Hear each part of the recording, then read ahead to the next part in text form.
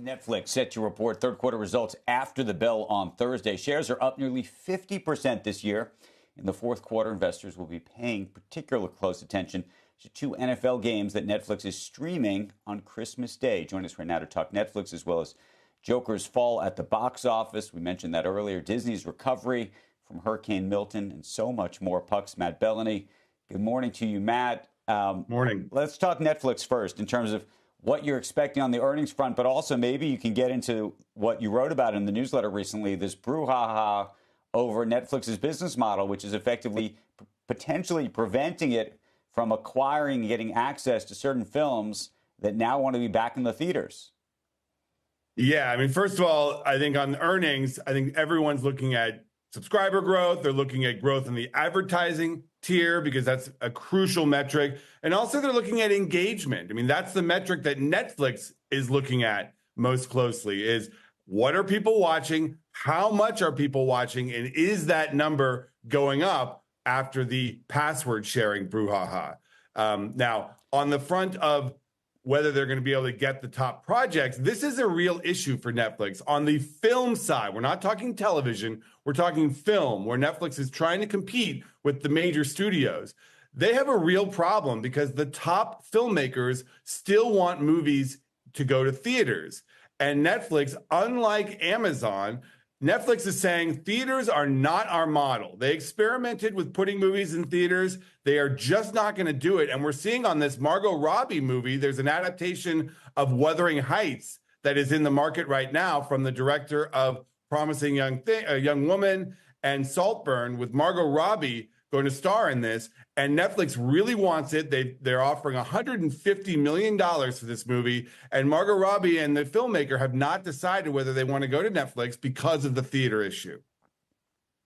Let me ask you about the NFL for a second in football.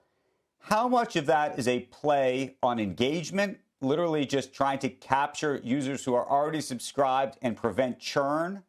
How much of it is an attempt to try to capture new subscribers that maybe aren't on that platform already? And are there enough of those?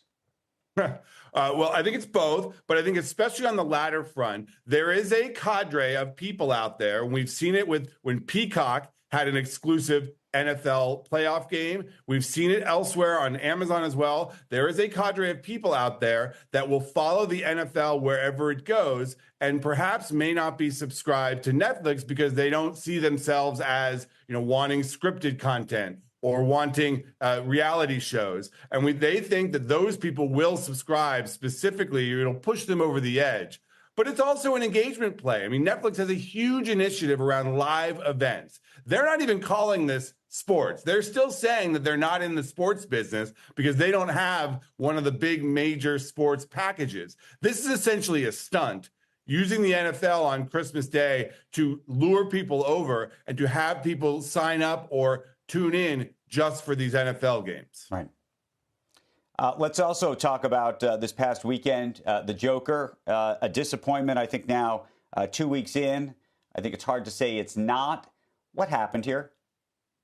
This is an example of the largesse that a film studio will give to a filmmaker when he grosses $1 billion with his first film. That first Joker, Todd Phillips, took a big swing. It hit in every possible way. And they said, you know what? We're just going to let this guy do what he wants. The first one cost $60 million. This one cost $200 million almost.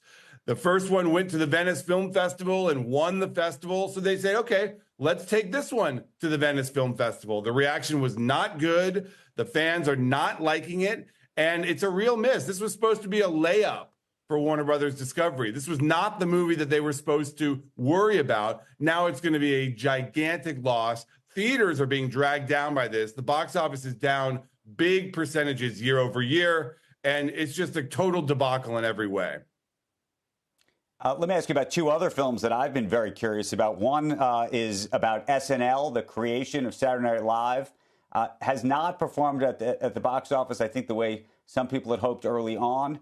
And then there's The Apprentice, which is a movie looking at the early days of Donald Trump.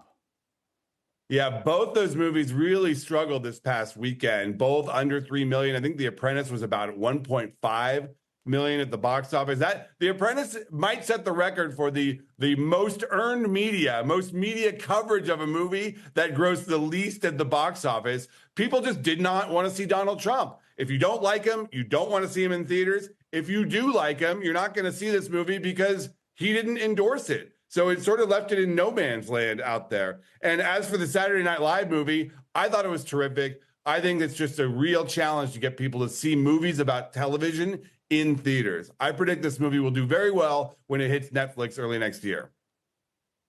And then finally, Disney and the parks down in Florida. What do you think the impact is going to be?